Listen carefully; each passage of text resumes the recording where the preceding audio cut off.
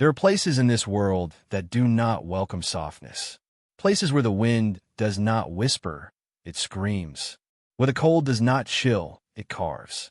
High above the small valley town of Crow's Ridge, perched against a wall of ancient granite like something that had given up on the rest of the world, stood a cabin that belonged to a man just like that.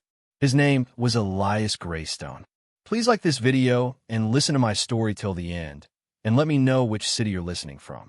That way, I can see how far the story has traveled. Because this is not just any story. This is about a man who had forgotten how to feel, and a woman who had forgotten she was allowed to. And what happened when a mountain put them in the same room and said, "Survive." Elias Graystone was 40 years old, broad through the shoulders, quiet in the way that storms are quiet before they arrive. A scar ran from his left temple down into his jaw, pale and jagged, a souvenir from a battlefield in Virginia where he had held his younger brother Calvin as the life drained out of him in the mud. He never talked about it. He never talked about much of anything. The mountain suited him for exactly that reason. It did not ask questions. It did not look at his scar with that particular mixture of pity and morbid curiosity that townspeople could not seem to help. It simply stood there, cold and enormous and indifferent, and let him be what he was. A trapper, a loner, a man who had quietly, deliberately, chosen silence over everything else. He had not always been this way, and that was the part that ached most. Once, he had been young enough to believe that loyalty protected people. The war took that belief and buried it somewhere in Virginia clay. Then, years later, a woman named Catherine stood on her father's front steps in Ohio and told him she would not follow him west. She wanted cobblestone streets, she said. She wanted neighbors who knew her name. He wanted the kind of quiet that only comes when there are no neighbors at all. So he chose the mountain, and the mountain kept him. For 20 years, he trapped beaver and muskrat along the icy creek beds, traded furs down in Crow's Ridge when his supplies ran low, paid in gold, and spoke no more than necessary. The townspeople tolerated him the way they tolerated bad weather. Useful, unavoidable, not exactly welcome. He told himself he did not mind. He told himself that every winter it got a little harder to believe. His joints had started to ache when the pressure dropped before a storm. His right knee, an old injury from a rock slide, sometimes locked up so badly in the cold that he had to drag himself back to the cabin on his hands. One bad fall, one fever that turned wrong, one winter too hard, and there would be no one to find him until the spring thaw. He thought about that more than he admitted to himself in the dark hours before dawn, when the fire was low and the cabin felt very, very large for one person. So he did what practical men do. He made a decision the way he set a trap, quietly, without ceremony, without letting himself feel too much about it. He wrote to a marriage agency in St. Louis. The letters that came back were, in his opinion, embarrassing. Flowery words about destiny and devotion, talk of roses and dreams and the adventure of the frontier. He burned every one of them in the hearth and watched the perfumed pages curl into ash. He had no use for any of it. Then, one morning, a letter arrived that was different. The handwriting was pressed hard into the page. Like the woman writing, it was making sure it would not blow away. My name is Nora Vance. I am 29 years old. I can cook, preserve, and sew. I do not expect love. I expect honesty, fair treatment, and hard work. I will not pretend the arrangement is something it is not. If you can offer respect, I can offer everything else. Elias read it twice. Then he set it down on the table and stared at it for a long time. No roses, no promises of devotion, no talk of destiny, just honesty, just survival. He got up, pulled the floorboard near the hearth, and counted out enough coin for the fare. Then he sat down and wrote the shortest letter he had ever composed. Miss Vance, come to Crow's Ridge. The living is hard, and the winters are brutal. I offer a roof, food, and protection. You will be treated with respect. E. Graystone. He mailed it the next morning without letting himself hesitate.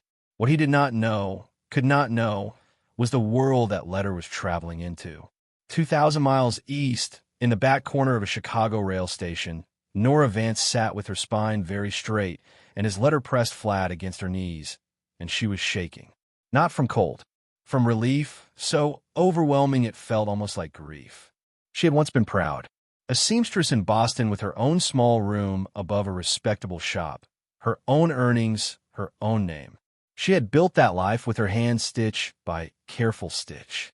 Then a man named Harlan Cole decided she was something he was owed. When she refused him, he destroyed her. He told the police she stole from him. He told her employer she was dishonest. He told the women in her neighborhood she was loose, dangerous, not to be trusted. And because he was a man of wealth and she was a woman of none, every single person believed him without question. She lost her room. She lost her position. She lost the ability to walk down a street without feeling strangers' eyes follow her with judgment already decided. The city had no mercy for a woman whose reputation had been taken from her. That was something she understood now with a clarity that felt like a cold blade. A rich man's lie, in 1873, weighed more than a poor woman's truth. So when she found the agency advertisement folded inside an old newspaper, she did not read it as a dream. She read it as a door. The only door still open. The journey west was brutal in the way that only truly necessary things are brutal. Endless flat plains, dust that worked its way into the lungs and stayed. Crowded stagecoaches where strangers made comments about mail-order brides that were meant to demean and mostly succeeded. Nights so cold, she woke up certain she had made a terrible mistake. Days so monotonous, she began to feel like she was disappearing into the landscape. 3 days from Crow's Ridge, the stage tipped in a flooding creek. The driver hit the bank hard and lay there bleeding and barely conscious in the rising mud while the other passengers stood in a panicked knot at the water's edge wringing their hands and doing absolutely nothing. Nora tore the bottom hem from her petticoat, waded back through the cold current, and bound the wound before the blood loss got any worse. She sat in the freezing rain through the whole long night, changing the compress, talking to him in a low, steady voice to keep him from slipping away, shivering so hard her teeth chattered constantly, but not moving, not leaving, not once. She was not weak. She needed to remember that. She was tired, worn through in a way that went deeper than her bones, but she was not weak. When the battered coach finally rolled through the main street of Crow's Ridge and she stepped down onto the muddy earth, she looked around at the low wooden buildings and gray sky and thought, this is it. This is the end of running. He was already there. She recognized him immediately, not because she had any description to go by, but because there was no one else standing still. Everyone else in that street was moving, busy, indifferent. He stood at the edge of the road like a feature of the landscape. Tall, scarred, dark eyes set deep beneath a weathered brow. He was watching her with an expression that gave nothing away. Her heart hammered so hard she was certain he could hear it. "You be Nora Vance," he said. It was not quite a question. "I would," she answered, and her voice only wavered slightly, which she considered a victory. They looked at each other for a moment that felt much longer than it was. She saw a man who looked like he had been carved out of the mountain and left to weather. A man who had broken things, probably, and been broken in return. A man who wore his damage openly, which she found, unexpectedly, more honest than any man she had met who hid it. He saw a woman thinner than he expected, with dark circles under her eyes and a jaw set with the particular stubbornness of someone who has decided they will not break no matter what comes. And in her eyes, behind the wariness, something else. A recognition, like she knew what it was to be alone somewhere crowded and surrounded by people who had already decided who she was. They shook hands on the main street of Crow's Ridge like two people closing a difficult business agreement. Inside the general store, where they went for her first supplies, the man behind the counter looked her over with a smirk that curdled the air. "Heard you sent away for one of those, Graystone," he said, and the comment that followed was the kind that lodged in a person and burned. Elias did not laugh. He set both hands flat on the counter and leaned forward until his face was close enough that the shopkeeper's smirk faltered. "You will speak of my wife with respect." His voice was low and completely steady. "Or I will not be coming back to this store." Wife. The word went through Nora like a current. Not because she did not know she was going to be his wife. She knew. It was that he had said it in her defense before she had even had time to flinch. before she had even had time to feel the sting. No one had ever done that before. Not once. She pressed her lips together and looked at the shelf in front of her and breathed very carefully through her nose, because she was not going to cry in a general store in a town she had just arrived in front of a man she had just met. She was absolutely not going to do that. She almost did anyway. They rode up the mountain that evening as the sun dropped behind the ridge and the air turned from cold to biting. The trail narrowed and the trees closed in and Crow's Ridge disappeared below them, and then there was just the sound of hooves and wind and the creak of leather. When the cabin came into view, Nora looked at it for a long moment. Rough-cut logs, a low roof, smoke-darkened stone chimney, a single window on the south side. The clearing around it was small, hemmed in by enormous pines that swayed and sighed. It was nothing like anything she had ever lived in. It was stark and isolated, and it looked like it had been built specifically to keep softness out. "This is it," Elias said. "I know," she answered. She got down from the horse before he could help her, because it seemed important in that moment to show him that she was not someone who needed to be handed things. Inside, it was even smaller than it looked. One table, one chair at the fire, and one bed. Elias cleared his throat. He was not a man who cleared his throat. "You take the bed," he said. "I'll sleep at the hearth." She blinked. "You are the one who has been living here, and I am the one making the offer," he said simply. "I'm not going to take from a person what they haven't given freely. You sleep in the bed. That's the end of it." She stood there in the middle of that small, cold cabin and looked at this hard-faced, scarred, quiet man who had defended her in a store and given her his only bed and spoken about her in terms of what she had the right to choose, and she felt something she had not felt in a very long time. Safe. Completely, unexpectedly, overwhelmingly safe. "Thank you," she said, very quietly. He nodded once and turned toward the fire. That night, as the wind tore at the shutters and the mountain groaned under the weight of the cold, Nora lay beneath his only blanket and listened to the steady, even sound of him breathing by the fire. Alert, present, there. She had not slept without one ear listening for footsteps in a very long time. She slept deeply until dawn. She had come to the mountains expecting to survive. She had not expected this. She had not expected to feel, on the very first night, like someone was standing between her and everything that had hurt her. But love on a mountain is never simple. And what was coming for them, from the east, from the past, from the weight of secrets not yet spoken, would test every fragile new thing growing in that cabin. Stay with me, because this story is only just beginning, and the hardest part is still ahead. Nobody teaches you how to live beside a person you do not know. There's no instruction, no map, no set of rules that covers the distance between two people who have agreed to share a life without agreeing to share themselves. Nora and Elias Graystone moved around each other in that small cabin the way two careful animals circle the same fire. Polite, watchful, saying little, feeling more than either of them would have admitted to the wide, cold, indifferent sky. The days shaped themselves into a rhythm the way days do when survival demands it. Elias was gone before first light most mornings, boots already on and fire already stoked, moving up the creek lines to check his traps in a silence that the mountains seemed to absorb without effort. He moved through that landscape like he was part of it, like the rocks and the pines, and the freezing water had grown around him rather than the other way. Nora stayed in the cabin and learned everything it demanded of her at once. The Dutch oven was her first battle. She had cooked on proper stoves her entire life, in kitchens with measuring cups and predictable heat.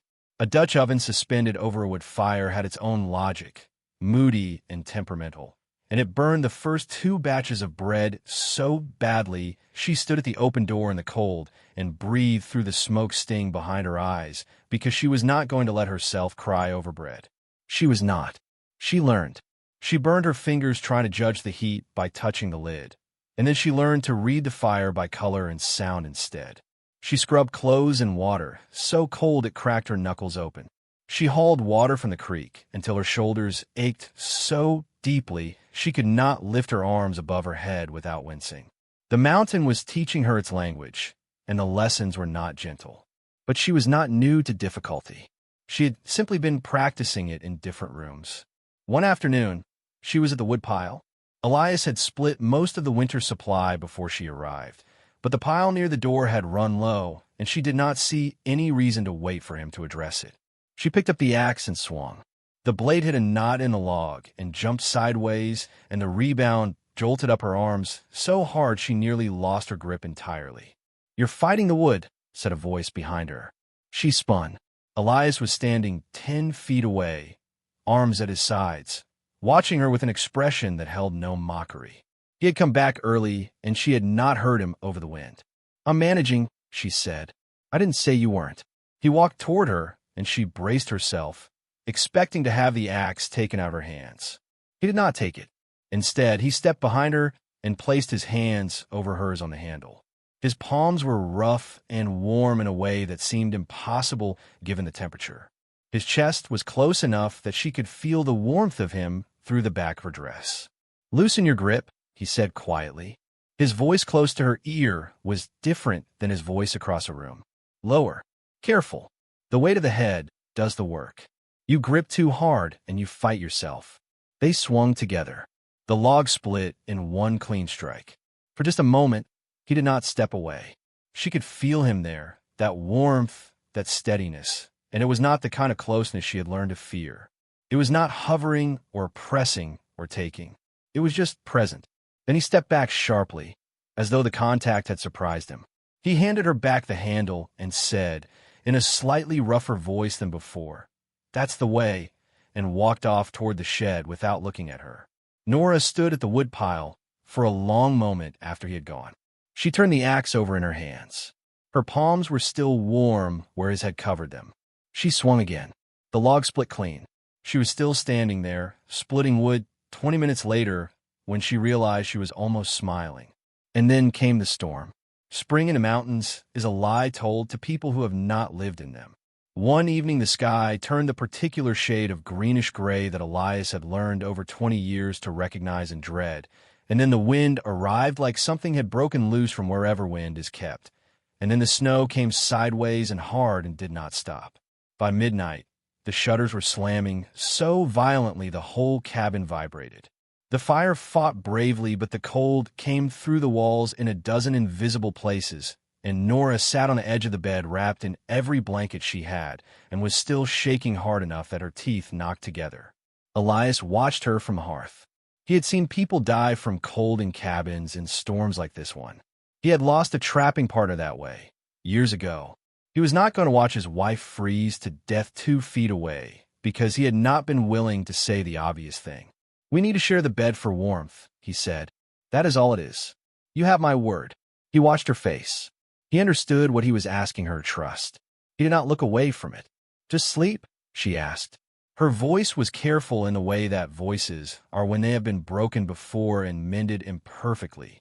"Just sleep," he said, and he meant it. He had never once in his life said something he did not mean. They lay down back to back, stiff and formal as two people sharing a church pew. The wind screamed. The cabin shook. Slowly, across the hours, his warmth moved through the blankets, and the shaking in her shoulders began to ease. Then a gust hit the shutter, so hard the iron latch gave way, and the whole thing slammed open, and the cold and the sound rushed in at once. And without thinking, Nora made a sharp, small sound of fear that she hated herself for almost immediately. And without thinking, Elias reached behind him in the dark. His hand found hers. He did not pull her closer. He did not move at all. He simply held her hand in his and said, in a voice that was steady as the stone the cabin was built against, "It's only the wind." She looked at the ceiling. She thought about all the nights she had lain awake listening for a different kind of threat. And she held onto his hand and listened to the storm batter the mountains, and slowly, slowly, she let herself believe him. In the morning, the storm had quieted. Pale light came in through the mended shutter.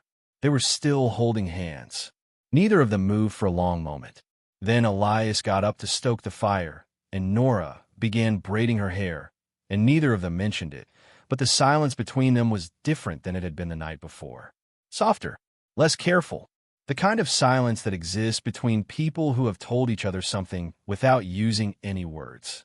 But what neither of them knew was that something far more dangerous than a mountain winter was already moving toward them.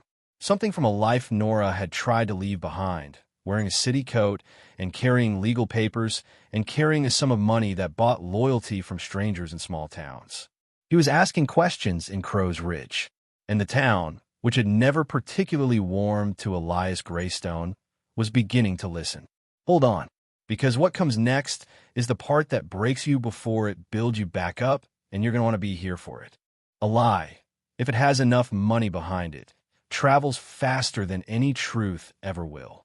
The stranger arrived in Crow's Ridge on a Tuesday, dressed too well for a mountain town, carrying a leather satchel and a particular kind of cold attention that only belongs to men who are paid to find people. He asked questions at the saloon first, then the general store, then the church steps. He spread Harlan Cole's money in small, careful increments, and the town, which was only human and therefore susceptible to the particular poison of something interesting to talk about, began to talk. By the time Elias and Nora came down the mountain for their monthly supplies, the whispers had already built themselves into something with corners and edges. They came in on a Wednesday morning. The town felt different the moment they rode in, a certain shift in the quality of attention, the way people turned slightly, just slightly, without quite meeting their eyes. Nora felt it the way she had learned to feel a great many unpleasant things in her chest before it registered in her mind. Inside the store, they were filling the supply order when a woman on the other side of a barrel of dry goods turned to her companion and said a word. Said it at a volume that was not quite private and not quite directed at anyone, but was absolutely intended to land. It landed. Nora had heard that word before. She had heard it from Harlan Cole's allies in Boston, as a weapon, as a means of reduction, as a way of saying that what had been done to her was something she had deserved. It hit her the same way it always had, like a hand across the face, like something physical, and she felt herself begin to contract the way a person does when they're trying to become small enough to disappear. Then Elias turned around. He did not raise his voice. That was the thing. Quiet men with scarred faces who have been soldiers do not need to raise their voices to make a room pay attention. He looked at the man standing near the woman, and the man's smirk faltered almost immediately. If that word is used again, Elias said, we're going to have a problem that does not get resolved with talking. Nobody laughed. Nobody responded. The room simply went still and careful, and after a moment people found reasons to look at other things. On the ride home, Nora was quiet for a long time. The mountain trail wound upward, and the pines closed around them and below. Crow's Ridge grew small and finally disappeared. You did not have to do that, she said finally. I did, he said. Simply, completely, like it was not even a discussion. She looked at the back of his shoulders, at the scar along his jaw, at the way he held the reins, easy and steady. She thought about what it meant, that he had never once, not a single time, looked at her with that particular expression that men used when they wanted you to know they thought they were doing you a favor. He treated her like a person who had the right to be treated well, not because of what she could give him, just because she was there, just because she was his wife, and he had decided somewhere in that granite-hard, quiet interior of his that this was simply what it meant. That night, sitting near the fire while the wind moved through the pines outside, she told him. All of it. She told him about the locked workroom, about the way Harlan Cole had stood between her and the door, about the scissors she had kept hidden in her apron because fear requires practical measures, about the night she ran, about the police report, about the months afterward when she tried to rebuild and found that every door she had ever had access to had been quietly locked from the outside. Elias listened. He did not interrupt. She watched his hands on his knees over the course of the telling and watched them tighten, watched the knuckles go pale, and it was the most expressive she had ever seen him, and he was not moving at all. When she finished, she looked at the fire because she could not look at his face. She heard him get up. She heard him cross the floor. Then he knelt in front of her chair, which brought him below her eye level, and the gesture was so deliberate, so careful, that she felt something tear open in her chest. You survived that, he said. His voice was rough. You crossed half a continent.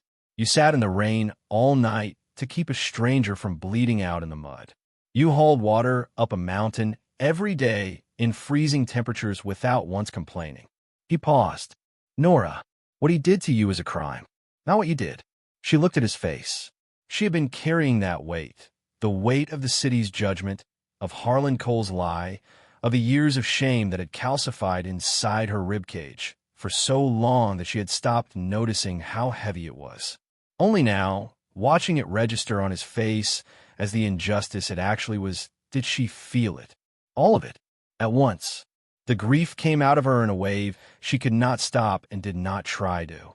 She wept with the particular intensity of someone crying for years of things that had had nowhere else to go. Her shoulders shook. She pressed her hands over her face. He stayed right where he was, and when the sobs grew shaking enough that she was trembling, he reached forward and gathered her carefully against him, like she was something worth protecting, like she was something precious. He held her until the storm inside her quieted. When she finally lifted her face, his was very close. His dark eyes were serious and something else, something she had not seen in them before. He reached up and wiped the wetness from her cheek with his thumb, gently. I want to kiss you, he said quietly. No declaration, no assumption, just that, but only if that is what you want. Nora looked at his face for a long moment. She thought about all the times she had said no and been overridden, all the times someone had decided her wants were irrelevant, all the times choice had been taken from the equation entirely. He was a man asking, waiting, with no pressure in his eyes, only attention and a willingness to hear whatever answer she gave. Yes, she said softly. I want that. He kissed her slowly, carefully, the way a person does when they understand what trust costs. It was nothing like a grand gesture. It was simply honest, quiet, real. Outside, the pines swayed in the evening wind. A bird called once and was silent. The fire crackled steadily in the hearth. For a few days, the world felt held. Then the letter arrived. A deputy came up the trail on a gray morning with papers in a saddlebag, and that particular expression of a man performing a task he would rather not, but has been paid to complete. He read the warrant aloud on the front porch in the cold air, while Nora felt the blood leave her face so fast the world tilted. Wanted for theft. Wanted for moral indecency. Reward for return to the jurisdiction of the city of Boston. Harlan Cole's money. Harlan Cole's reach. Even here, even on this mountain in the middle of nowhere in a territory that barely existed on the Eastern maps. He found me, she whispered. Elias took the papers from the deputy's hand. He read them. His face said nothing. He walked to the hearth and put them in the fire and watched them burn. Let them come, he said. But they were already coming. And the mountain, which had always been their protection, was about to become the stage for something that would demand everything they had. Part 4 is coming. And I promise you, the worst and the best of it are still ahead. The first true winter snow did not come gradually. It arrived like a decision, heavy and absolute, and it buried the trail to Crow's Ridge under drifts so deep that the mountain closed itself off from the rest of the world entirely. The horizon disappeared. The trees disappeared. The world compressed down to the size of a cabin, a fire, and the sound of two people breathing in the same room. In a different kind of story, this would be claustrophobic. For Elias and Nora Graystone, it was something else. The closing off of the world had a way of stripping things down to what actually mattered, the way cold strips bark from a dead tree. What was left was real. They worked side by side now, without the self-consciousness of those first weeks. Nora had learned to read the weather. She had learned which creek crossings went hollow first, which direction of wind brought the worst of the temperature drops, how to listen to the way the pines sounded before a pressure change. Elias had noticed this without commenting on it, but she had started to recognize what his silence meant. His silence was its own kind of language. When something pleased him, he went quieter. When something concerned him, he went quieter in a different way. She had learned the difference. One morning in the depth of a particularly cold December, he told her he was going up to check the upper trap line before noon. He had never been late coming back from the upper line. Not once. By midday, he was not back. By 2 in the afternoon, the sky was doing something that Nora now understood meant serious trouble, and Elias was still not back, and she stood at the window scraping a porthole through the frost with her fingernails and staring up at the white ridge above the cabin and feeling something cold begin to spread through her chest that had nothing to do with the temperature. He was never late. She waited until 3. She kept the fire built high. She checked the window every few minutes. She told herself there were 100 explanations, a stuck trap, a creek to cross the long way around. He had stopped to make a repair. But she had been living on this mountain long enough now to know what she knew. She put on every layer she had. She tied the rope from the supply shed around her waist and then to the cabin door frame. She picked up the snowshoes, and she stepped into the storm. The snow was hip-deep in places. The wind hit her like a physical weight, and she had to lean into it just to move forward. Her breath came out and was immediately torn away. The cold burned down her throat and into her lungs with every inhalation. She remembered his voice. "Loosen your grip. Let the weight do the work." She kept moving. She climbed toward the upper ridge, following the line of the trees, which was the only landmark still visible. Her legs shook after the first 20 minutes. After 30, she could not feel her feet. She kept climbing. Then she saw the broken edge at the rim of the ravine, the place where someone had gone through the snow crust and over the edge, the shape of it unmistakable once you knew what to look for. And below, 40 feet down the slope, a dark shape against a fallen pine. Elias. The word tore out of her. She threw herself at the slope, digging in with her snowshoes, finding her footing on roots and rocks hidden under the white, unwrapping the rope from her waist and tying it off to the nearest tree trunk with hands she could barely feel. He was half buried. His leg was at an angle that made her stomach drop. His skin was the wrong color, gray-white and slack, and when she got her hands on his face, his cheek was cold in a way that frightened her more than anything she had experienced in Boston, more than Harlan Cole, more than the warrant, more than any of it. "Go back," he said, barely audible, when she dug the snow away from his face. His eyes were open, barely. "Go back to the cabin. I'm done." "You are not allowed to be done," she said. Her voice came out fiercer than she had intended, shaking with cold and terror, but fierce. "Do you hear me? You do not get to be done. Not now." She worked the rope under his arms. She dug until she could get her feet planted against the slope. She pulled. He was a large man. She was not a large woman. The mathematics of it were impossible. She did not care about mathematics. She braced her boots against a buried root, and she pulled, and she prayed, and she pulled, and slowly, agonizingly, inch by inch, she got him moving up that slope. She slipped twice. She went down on one knee and came back up. Her coat tore on a rock so sharply it left a stripe of cold air against her ribs. She pulled. An hour later, she got him through the cabin door. She barred it against the storm. She cut the frozen fabric from him with her sewing scissors, efficient and steady, even as her hands shook visibly. She built the fire until it roared. She heated every stone she could fit on the hearth and packed them around him. She looked at his leg and recognized from the accident she had helped manage on the stage 2 days out of Chicago that it was broken at the lower shin and that she could set it if she moved quickly. She set it. He made a sound during that process that she had never heard from him before and never wanted to hear again, but he did not lose consciousness. She covered him in every blanket in the cabin and then looked at him turning gray under all of it and understood with the cold clarity of someone who has already made a difficult decision that there was one more thing she had to do. She removed her outer clothes.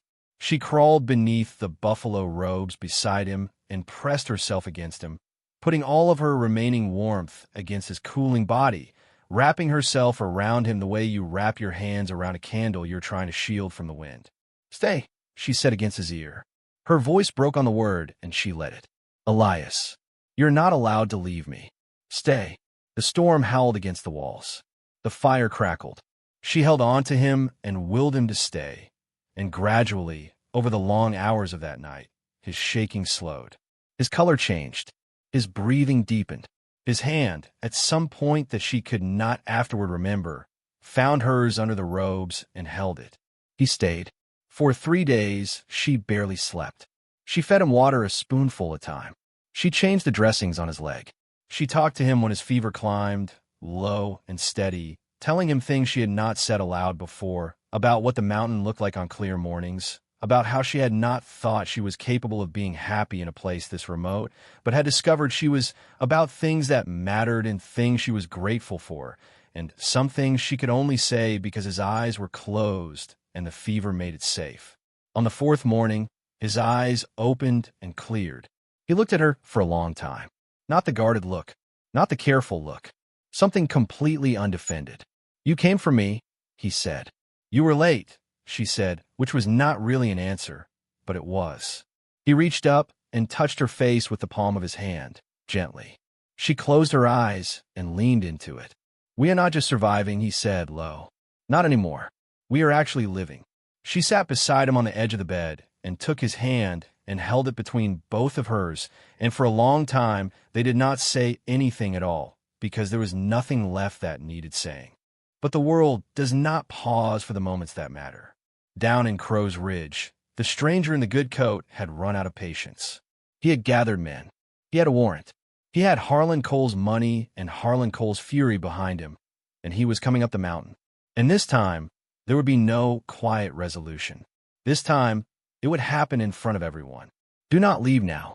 Everything they have built, everything they have survived, is about to be tested in front of the whole town. And I promise you, what happens next will stay with you. By the time Elias could walk again, the lean of winter had tipped towards something that might eventually become spring. His leg healed crooked slow, and he used a cane with the same stoic determination he brought to everything else, which is to say he ignored the pain so thoroughly that Nora occasionally had to stop herself from pointing out that wincing is not actually a character flaw. He was alive. That was the whole of it. Every morning she woke up and heard his boots on the floor, and her heart performed a small, quiet act of gratitude. They came down the mountain together in late February. There was business to settle, supplies to buy, and there was the understanding, unspoken but shared, that hiding was not something either of them intended to continue. They had chosen this life. They were going to stand in it. The stranger in the good coat was waiting for them in the main street. He was taller than Nora had pictured, which was strange because she had been picturing him for weeks. He had the kind of clean-shaved, well-rested look of someone whose discomfort had always been optional. He held the warrant papers out like they were the only thing that mattered. "Nora Graystone," he announced, in a voice pitched to Carrie. "Formerly Nora Vance. Warrant issued in the county of Boston for theft and moral indecency. You will come with me." The street had gone quiet. Every person within earshot had stopped moving. Nora felt the familiar thing rising in her, the old instinct to make herself small, to look down, to let the accusation settle over her like a verdict, because fighting it had always cost more than she had. She felt it, and she recognized it, and she stood her ground.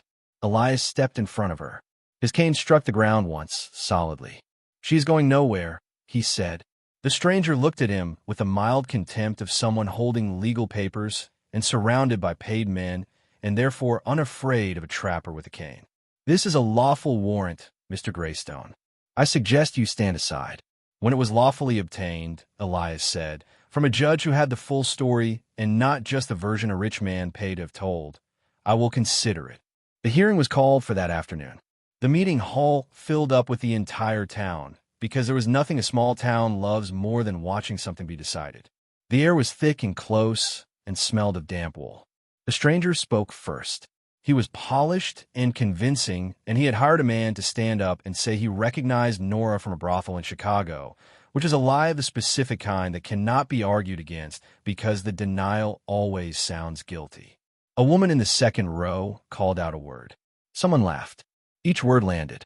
Nora stood at the front of the room and felt each one. She let herself feel them. She did not let them sit her down. When it was her turn, her throat closed up so completely that for 3 seconds she could not speak at all, and the room was so quiet she could hear her own heartbeat, and then she felt Elias's hand on her arm. Not gripping, not directing, just there, a warmth through her sleeve that said, "I am here. I'm not going anywhere." She lifted her head. "A man decided he owned me," she said. Her voice was clear. She was surprised by how clear it was.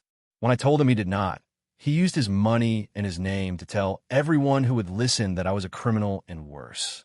And because he was wealthy and I was not, they believed him." She paused. I ran. I ran because there was no law that would have believed me over him. I came here to start over. Another pause. Everything he told you is what a powerful man says about a woman when she refuses him. I have done nothing wrong. I have only survived. A silence followed that felt different from the one before it. Then the stranger lost his composure.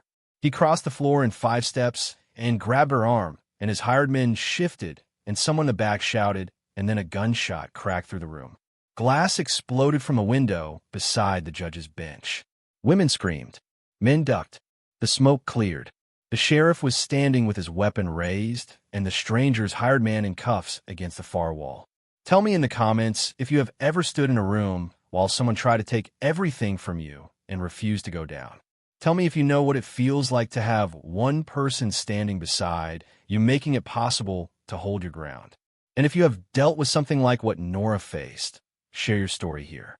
You're not alone in this. Subscribe for more stories about standing your ground and reclaiming your life, because these are the stories that matter. The judge was pale. He looked at the broken glass. He looked at the man in cuffs with Harlan Cole's money still in his coat pocket. He looked at the warrant in his hand, and then at Nora Graystone standing straight-backed in the front of the room with her husband's hand on her arm. The warrant, the judge said carefully, is dismissed. Mrs. Graystone is released from all proceedings.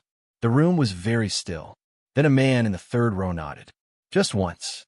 Then the man beside him removed his hat. Then, slowly, the quality of the silence changed into something that was not quite hostile anymore. The whispers stopped. They rode home at sunset with the western sky doing something enormous and pink and gold behind the ridge, the kind of sky that seems excessive after a hard day, like the world overcorrecting. Nora did not speak for most of the ride. She was thinking about all the rooms she had tried to be small in. She was thinking about how strange it was to have chosen, at the end of everything, the most remote and isolated and demanding place she had ever been, and to find herself, in that harshness, more free than she had been anywhere else. Elias rode beside her. His cane was strapped across the saddle. He rode with the ease of a man who has been on horseback so long it is simply how he sits. "It's over," he said quietly. "I know," she said. They rode the rest of the way in silence that was not empty but full, the way the mountain silence had always been, carrying weight without pressure. Months passed. Summer came up the mountain slopes with wildflowers and long evenings and the sound of water running high and fast in the creek. Nora stood one morning in the early light with the cabin door open behind her and her hands resting gently over her stomach and a knowledge settling over her that was so overwhelming she had to stand in it for a full minute before she could turn around. She crossed the cabin and found Elias at the table, sharpening a trap. She took his hand and placed it flat against her stomach and held it there. He looked at her hand over his. He looked at her face. "Elias," she said softly, and her voice broke open with the kind of joy that is almost indistinguishable from grief, the kind that arrives when you have waited so long for something good that when it finally comes you cannot quite believe it has. "We are going to have a child." A man who had carved himself out of stone in silence and the deliberate removal of everything soft sat at that table and felt the world rearrange itself inside him entirely. His hand shook. This man whose hands had never shaken, not on a battlefield, not in the frozen ravine, not once in 20 years of survival, looked down at his wife's stomach under his palm and absolutely shook. He stood up so fast the chair scraped. He pulled her against him with his whole arms and held her with the urgent, careful tenderness of someone who has just understood what he would lose if he ever lost this. And she held him back just as fiercely, her face against his chest, her shoulders shaking with tears she was not sorry for and had no intention of stopping. Winter came again, as it always did on that mountain, with absolute authority. The storm that arrived on the night of the labor was tremendous, the kind that shook the cabin in its foundations and made the fire fight for its life, and neither of them cared. Elias stayed at her side through every hour of it. He held her hands. He spoke to her in a low, steady voice, the same voice that had told her it was only the wind the first night they shared that bed. She breathed and worked, and he did not leave for a single moment.